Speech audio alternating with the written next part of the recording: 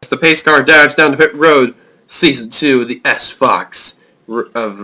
SFOX Online series. Race number 1 here at Dega is here. Mark Riggleman Jr. on the pole for today's race. Second, LaPrade. Third is Tristan Woolhoy. Fourth, Merkel. Fifth, Pogo. Sixth, Stegall. Seventh is Washer. Eighth is Young. Ninth is Pollard. Third, Smith is completing the top 10. Green flag is about ready to be out right now. Green flag is out here for Dega in the 2001 version. Look at Jack Merkel with a crossover move to the inside. Lead does the 42 Target Chevrolet. Whoa, 5 cars to go, nearly getting wrecked by the 6, but manages to save it.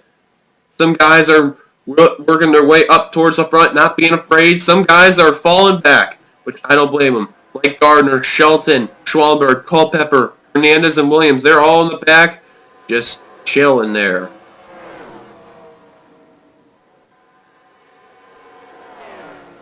On the Pride, though, getting a really good run right now in that Pilot Chevrolet in number 46. Trying to hold off Riggleman, the 6th to lead lap number 1 of Season 2. Riggleman getting a run on the high line. And leading lap number 1 is going to be the 6th car of Mark Riggleman, as they're nearly wrecking it up like crazy over here as he led it at the stripe. How they are racing here is unbelievable, and it's going to be like that throughout the majority of this race. However, our first caution would come very early on, as on lap 2 of this race. Crazy racing going on right here. You see Riggleman tag the apron right there. Young getting tagged. The 40th Sanford, the 25 Pollard, the 3rd, the 7 of Washer, all going around right there. Another Toyota also spinning around, hitting the wall hard. That was the 18 of Culpepper there. Some cars really had a lot of damage, including the 40 the 18 of Culpepper. Actually, I think he hit that inside wall, but other than that, racing back to the stripe, the 46 of Don LaPrade led them down. As you're running Monster Energy Deuce of Young, you get to see the view of how they were right there. There's a lot of crazy commotion going on. And the 7 Washer. Young actually somewhat starts wreck by getting into Pollard. Just getting a little too hot right there. Getting the Washer and then a spin right there. Other than that, just trying to avoid and do what they can. It was a bad mistake by the 2. And then you see the 40 right there spinning out. As we had pit stops early on after that caution, some people were willing to pit because why not? As you see, a lot of cars did. 3 decided to stay out after all that, which was very surprising. And as you see, of those 3 were Don LaPrade, Johnny Gardner in the 51, and then I believe that was the 96 right there of Tristan Woolhoy. May have been. As you see, Riggleman pull into his pit stop right there for that. See a little bit of smoke right there, but then you see the first one off was the Toyota that was right there. Couldn't tell who that was right there because I didn't have their car at that time. Merkel was next out, then Young, Riggleman, then the Ford there, then a 5, then the 47, then the 20, 24. I believe it was another Chevy. Could tell that was another Toyota. And the 7 Washer also decided to stay out. And then there was Corey in the 88, and then another Chevy that was right there. I can tell that was. Actually, that was Sanford in the 40, then Paul in the 3rd, and Hernandez was all the way in the back. He really didn't have a good race at all. Your leader who didn't pit, and yep, that was Woolhoy, the Toyota that was right there. That was Osinogo. As LaPrade led them down and ready for the green flag. Green flag would be back out for Don LaPrade in the 46. In the Pilot Chevrolet, and he got to a rocket start. Whereas if Tristan Woolhoy didn't even get a good start at all, and people just started to try to get around the 96, Johnny Gardner was getting turned by the 42, and you could see cars just trying to use the high middle line, whatever line they can. As Williams had hit the wall right there, they still kept it together, which was a good thing. But Woolhoy, you could tell, did not get to a good start. See the view of what he's on that's right now, as he was inside the top 10. I believe he's running in the 9th position. I could be wrong on the spot. And he is actually in the 8th position, now 9th. So you can tell he was running the extreme high line right there. nearly hitting the wall, and though he did right there and lost some ground on the field, he just got a little too tight, and then right there it gets turned, nearly flipped over. They ruled that as a 2-car spin. They did not, I believe, throw out the caution. And actually, it did not rule that as a caution, but they almost wrecked again right there with Jack Merkel in the 42, nearly getting into one of the fours right there of Dylan Schwallenberg in the 44. So Brad had a very, very strong car throughout the majority of this race. He basically was the favorite to win this race, but he had 3 Toyotas right behind him. Actually, one of those Toyotas was a McLaren that was underfunded, and that would be Wilhoit right here in the 96, although it was in a Toyota body, but still, you get the point. As, whoa, Merkel shot up high there, almost lost the car, trying to get around Dylan Schwallenberg, but now under fire from the 25 of Pollard the third, Mr. Rector Plow and all that stuff. Well, I can't say it right. Schwallenberg, though, getting a little loose there. He had a little bit of a loose car in this part of the race, at least, but he managed to fix it up later on this race as the Dillons were working together for a point. And then right there behind Jack Merkel, Young just said to Merkel, all right, have it. And he did. He let him have that spot. He didn't want to cause a wreck onto Jack Merkel knowing the pass right there, but still, anything could happen. But as you notice, though, they're racing double file and 3 wide nearly at most points. Basically a 13-car pack for this win. Corey with a little bit of front-end damage. That Nationwide Chevrolet was off the pace, as too was the Intel Chevrolet of Mark Ragelman Jr. With Brad leading, he was just trying to run away as much as possible. Approaching the lap 12, as the guys had nearly had a points where they could have wrecked it up. Johnny Gardner moved up into the second position. But you have to give credit to Dunlap Brad. He'd been using that low line very well, and he had been blocking in the likes of Johnny Gardner, Dylan Schwallenberg, Jack Merkel, and even a little bit of Tristan Wilhoit in the 96. So, LaPrade knows he wants to win this race very badly. He just trying to get around the 46, but he's going to get forced up to the high line by 3-wide battle. And eventually, Schwallenberg managed to pass him and all that stuff. Keeping on going to this race, though, as we're approaching lap 14, that 46 car had led at least basically the first half of this race. He was just the dominant car. Even though that some cars pitted on lap number 2, 3 cars still had stayed out, those 3 cars that did pit were hoping for a quick caution so they could have fueled up. Young got kicked up to the high lane, which allowed Dylan Schwallenberg to take the second position, and Young lost third and fourth in the process, even though he got back the 4th spot from Wilhoit, as he nearly wrecked it up by tagging the apron right there. A lot of crazy racing going on, and a lot of points. They could have wrecked it up really badly, but you know what? These guys had kept their noses clean, and they raced hard throughout the majority of this race. Corey Williams and more struggles. He has decided to go to pit road after that damage you could also see on that right side, and taking the extended service there. Corey just having a struggling day at Talladega. New leader would be Dylan Schwallenberg, as Jack Merkel worked with him to get around for the second position. And then Dylan Young managed to pass LaPrade, as too did Johnny Gardner. So a brand new leader of Dylan Schwallenberg took place after they finally managed to get the 46 kicked up to the high line. As you could tell, the server was lagging a little bit right there and had a little bit of a fart, I guess you could say. But in the meantime, Johnny Gardner managed to get by for the third position, with Young trying to stay right behind, as Merkel had a little bit of internet connection issues right there, almost getting into Dylan Schwallenberg and to Johnny Gardner right there, but they kept together right there. They gave a little warning to Merkel of the connection as well. As one car is actually heading down to pit road right there, and that is actually Tristan Wilhoit in the number 96 McLaren. But staying up to the front, though, Schwallenberg continued to lead. Seth Cole in that 47 up into the third position right there, under fire from the 40 of Charles Sanford. Seth Cole finally working his way up. He was basically one of those guys that wanted to stay back. Now is one of those guys that wants to be up here in this main pack, try to contend for the lead. Although he's on the high line right now, he's just waiting for that wreck to happen and avoid it.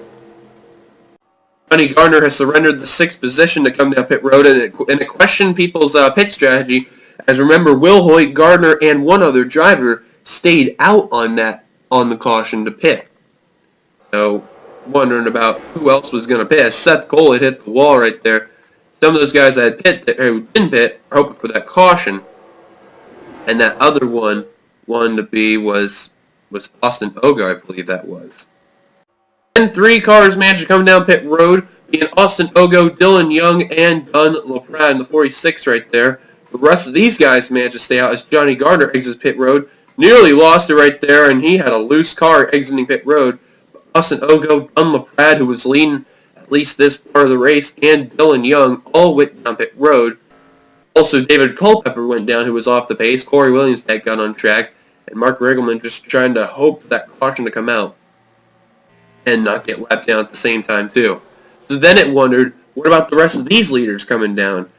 How would they do on green flag pit stops, and what could happen to change the rest of the race up?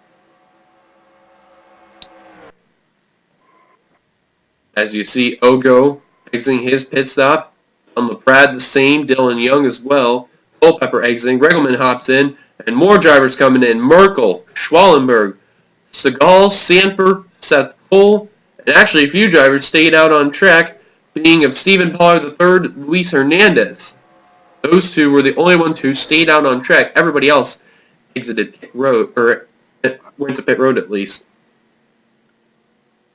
Riggleman was having a really slow day right there. Even though his limit was 55, he still went 30s and all that, but he managed to get to his first pit stall and all that.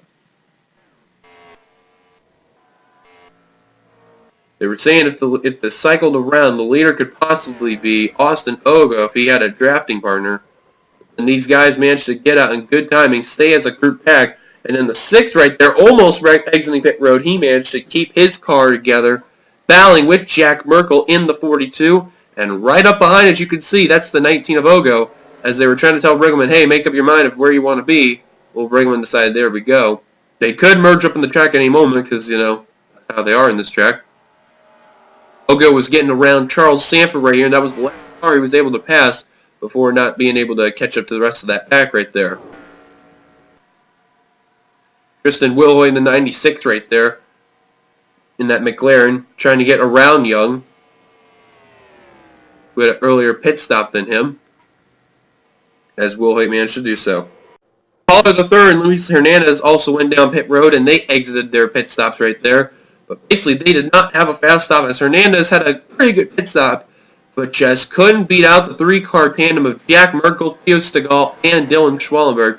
All 3 very big veterans right here, as Hernandez just tried to do what he can, hustle his car out there. But as you can tell right there, 42 Target Chevrolet just beat the heck out of that 24 and couldn't stay up there.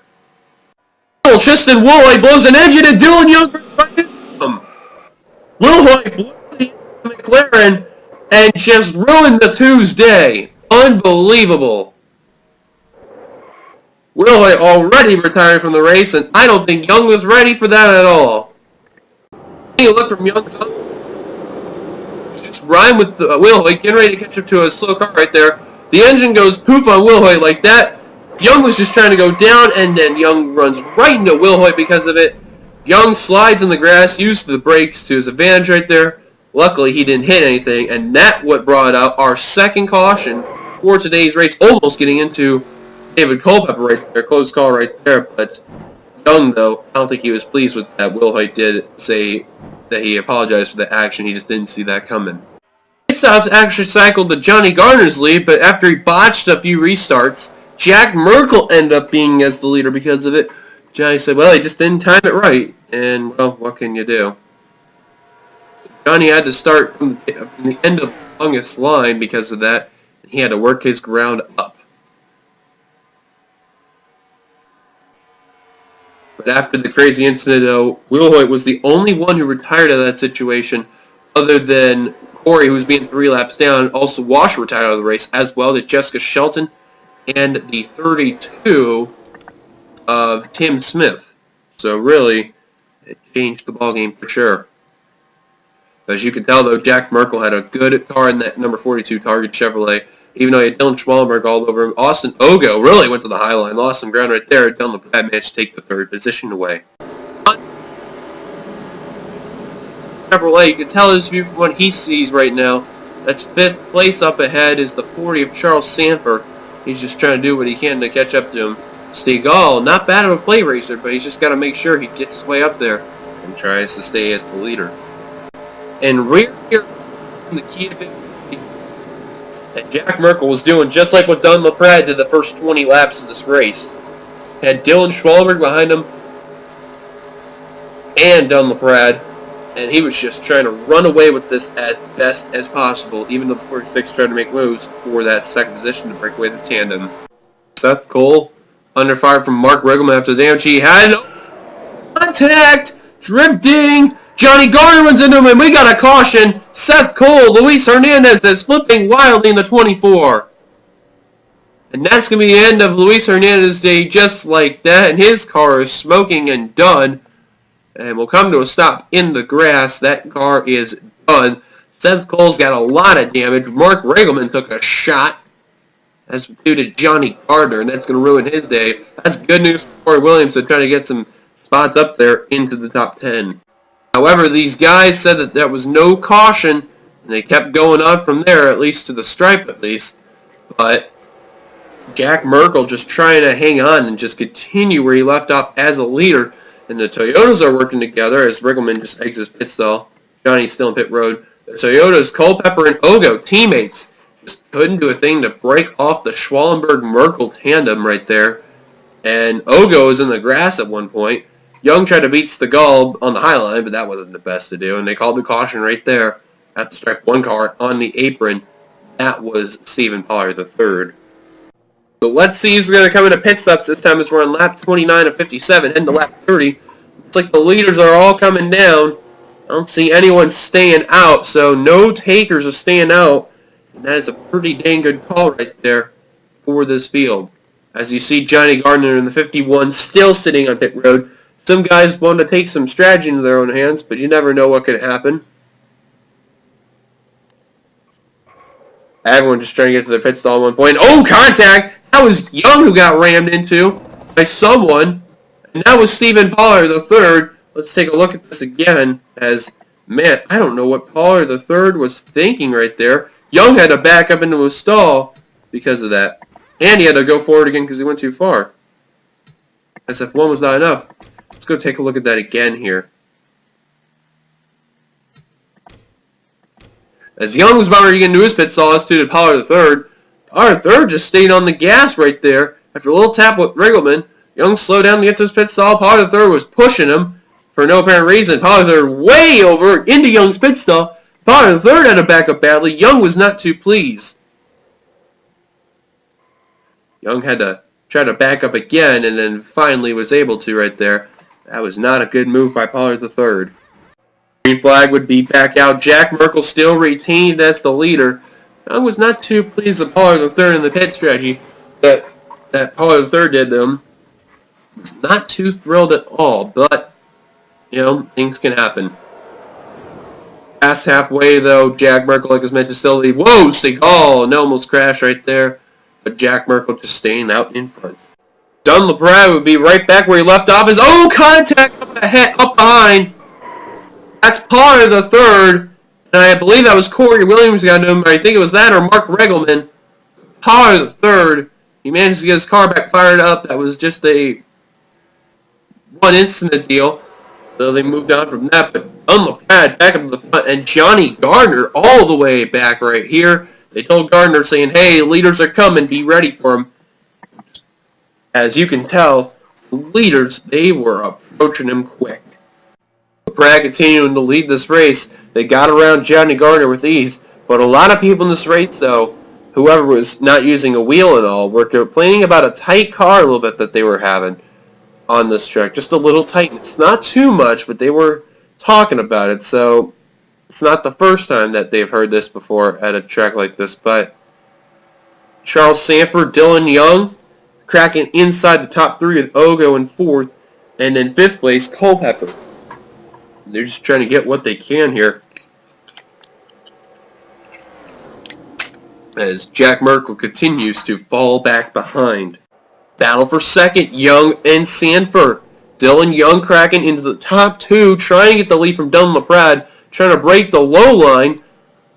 And he was getting someone to help and then back into line, not trying to run over the 46 Pilot Chevrolet right there.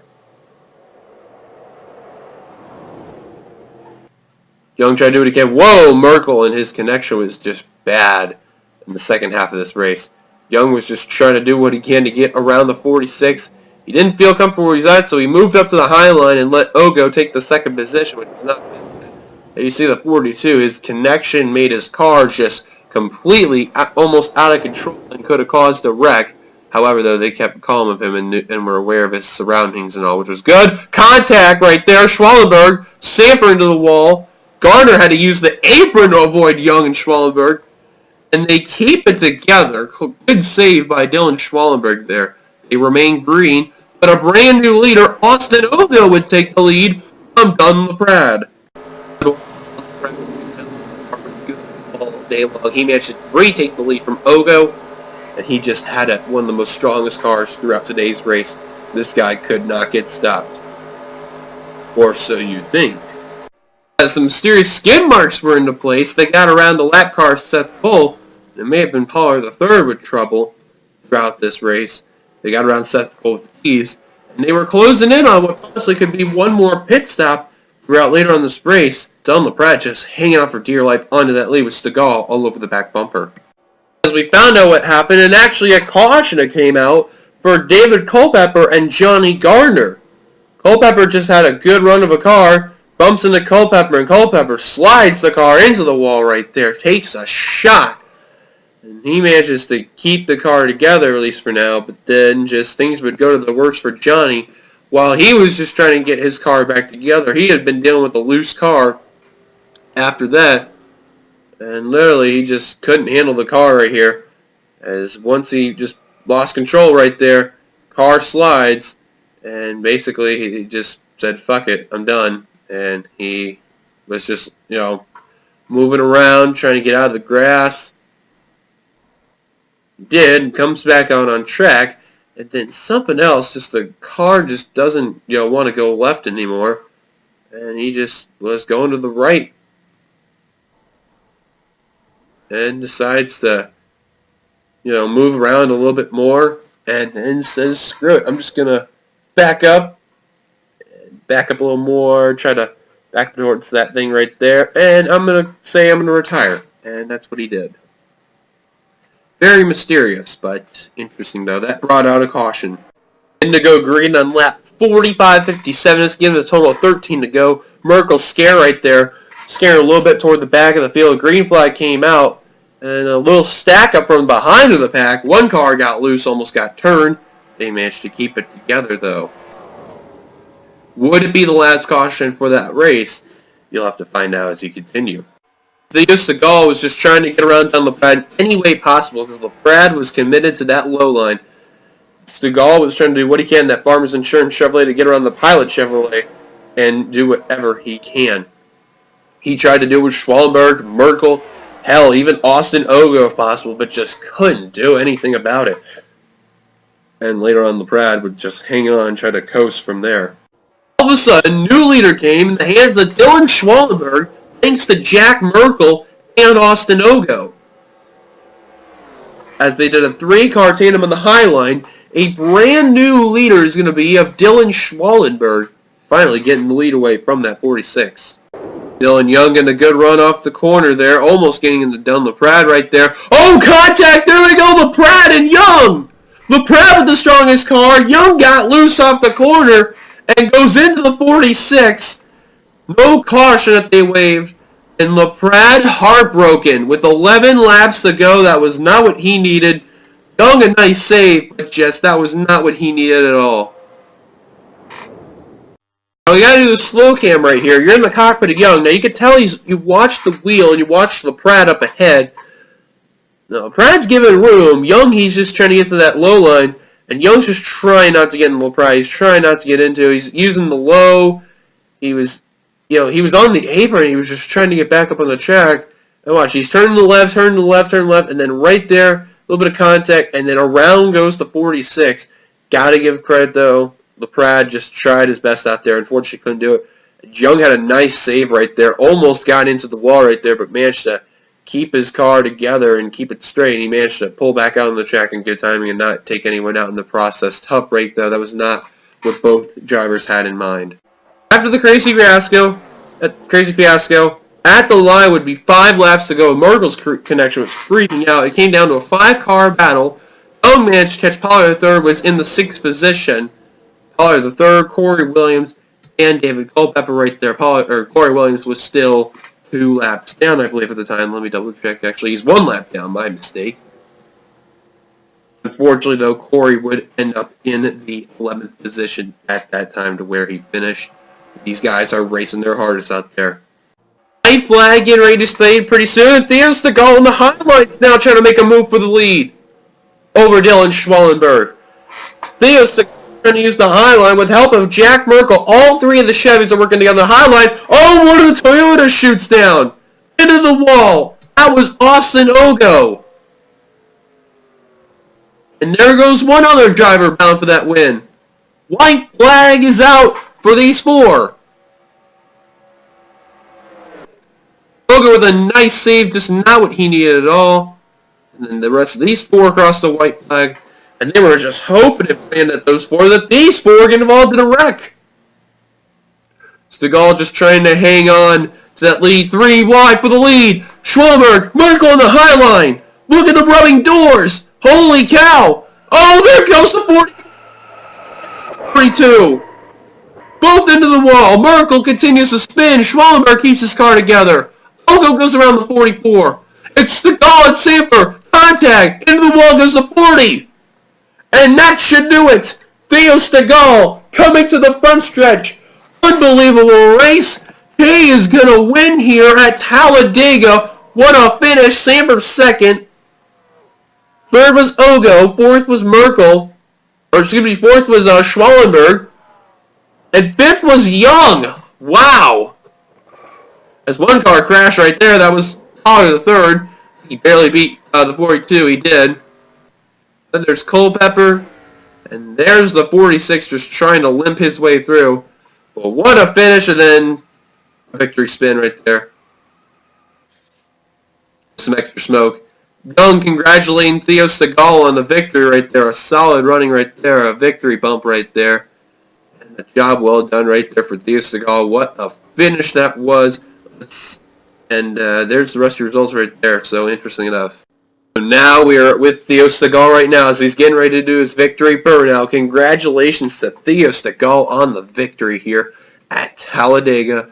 A solid outing for the Farmers Insurance Chevrolet. And now let's go and watch the burnout.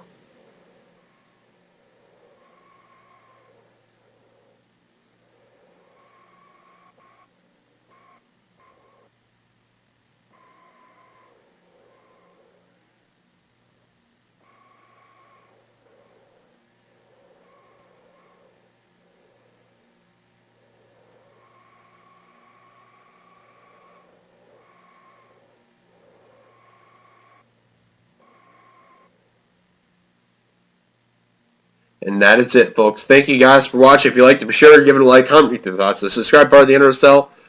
I didn't get the one from Race 2, so if someone ever does upload Race 2 of this, I'd be more happy for them to upload it. But I'm sorry for a little bit late. This was at least about 2 weeks ago. Till then, we will see you guys later as Theo Stegall is doing some mentoring. Till then, goodbye for now.